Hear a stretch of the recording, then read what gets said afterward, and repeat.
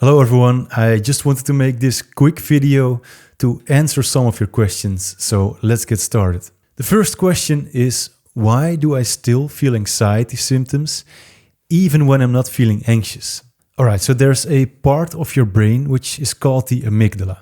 And the amygdala is always looking out for danger. As soon as it thinks that something is wrong, it will trigger the anxiety response with the goal of getting you to safety. But the problem is that the amygdala is not very smart. It can see things as dangerous that really aren't a threat. And especially in people with anxiety, they have an oversensitive amygdala, which can trigger anxiety way too easily. For example, some research shows that being only 1% dehydrated could already be a trigger. But it could also be something completely different, like a smell, some inflammation in your body, or changing of blood sugar levels. And this means that even when we mentally feel completely relaxed and you're not even worried about anything, you can still feel the anxiety in your body. But the good thing is that everyone can retrain their amygdala, so it stops triggering anxiety when it's not really needed.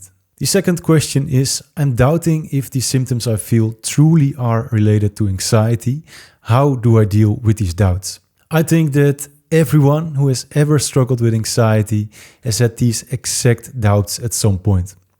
The job of anxiety is to look out and make sure that nothing is wrong. So it's very common for the anxiety to start seeing the symptoms that are triggered by the anxiety itself as something to worry about. If you're really doubting it, then you can always check it with your doctor.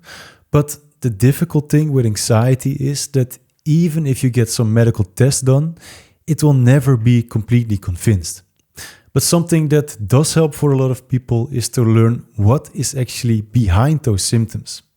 In my last video, I explained what's causing the 30 most common anxiety symptoms, but every symptom, no matter how intense it feels, is just a normal, healthy response to adrenaline. The goal of anxiety is to keep you safe, and therefore it uses adrenaline to prepare your body for action. It does this by making changes in your breathing, your heart rate, your blood flow, and it tenses up your muscles and it dilates your pupils. Just these 5 simple changes in your body are the reason behind around 90% of the sensations that you feel.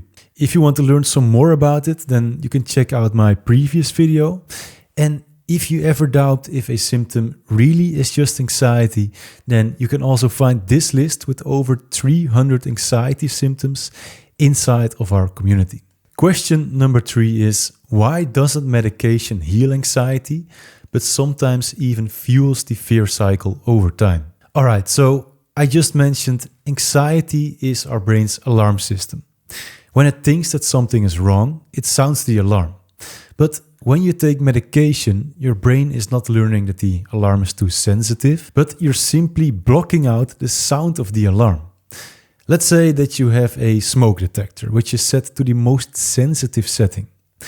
Every time you're cooking, the smoke detector goes off. So the logical thing to do would be to adjust the sensitivity setting of the smoke detector. But when you take medication, it's like putting in earplugs when the alarm goes off, just so you don't have to hear it. Even though you no longer hear the alarm, it is still sounding. So basically, you're just masking the anxiety and its symptoms, so it seems like everything is good. But this doesn't help your brain to learn the right lessons. On top of that, when you start to rely on medication, you're showing your brain that you can only be safe if you take your medication.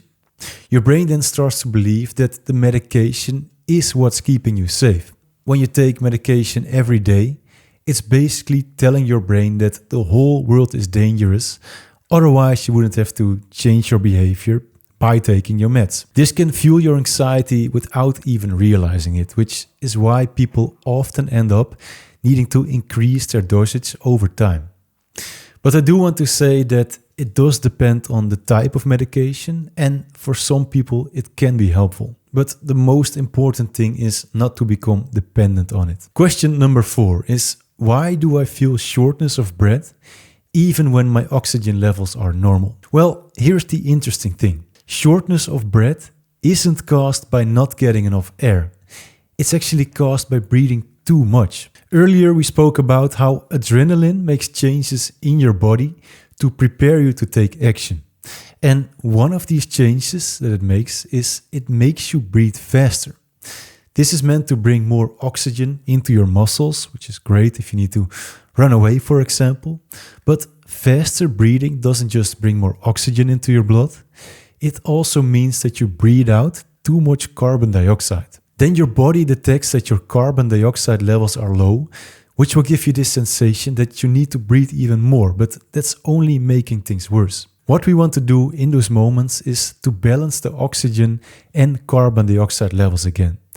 And the fastest way to do this is simply breathing slower.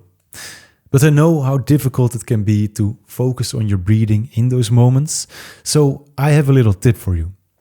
Next time you feel the breathlessness, try humming for a few minutes. This is probably the easiest way to slow down your breathing, and it also helps to calm you down. Question number 5 is about social anxiety. What can I do to start communicating? I've almost always been unable to communicate with anyone, including parents and relatives. Social anxiety happens when your brain sees social situations as something dangerous.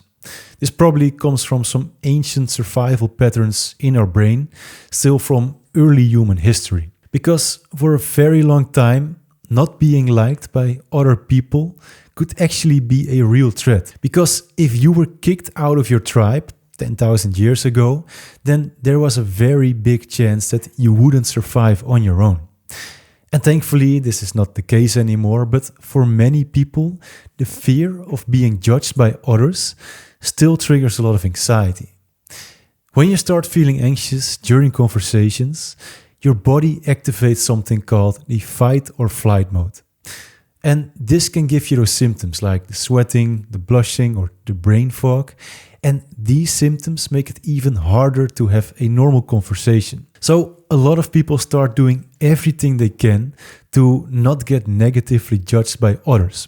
For example, by making themselves small and slouching their shoulders, by avoiding eye contact, and they're constantly focused inwards, thinking things like, what do people think about me? Am I looking stupid right now? I don't want to be here. Am I sweating too much? The problem is that all of these thoughts are completely focused on yourself.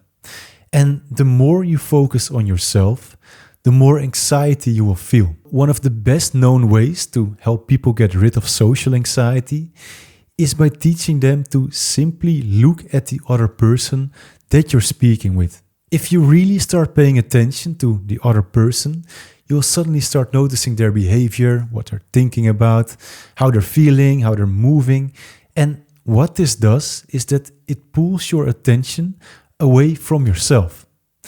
When you're overly self-aware, everything just feels awkward. You overthink how to move, what to say, what to do, how you feel, every little change that's going on in your body. And on top of that, when you actually look people in their eyes, when you're speaking with them, you're literally facing the thing that your brain fears.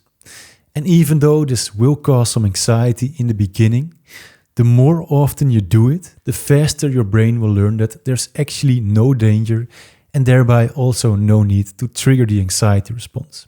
If you want to try this, start small. First practice with someone with whom you feel comfortable and then gradually build your way up.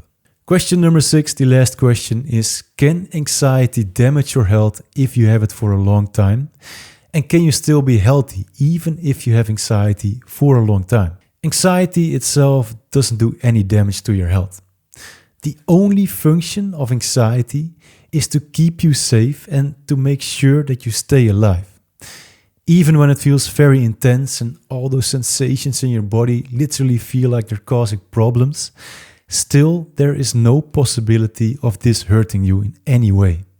It's not dangerous, it's just uncomfortable. But there are some things that are related to the anxiety that can have a negative effect on your health. If it really starts to affect your sleep or your immune system, for example. This is only when you have consistent problems with it for a long period of time.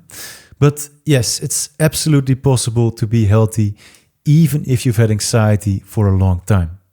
If you take good care of yourself with good sleep, exercise, diet, getting enough sunlight, then you will counter all of these possible negative effects. That's it for today. Please let me know what other questions you have so we can answer them next time, and then I'll see you in the next video.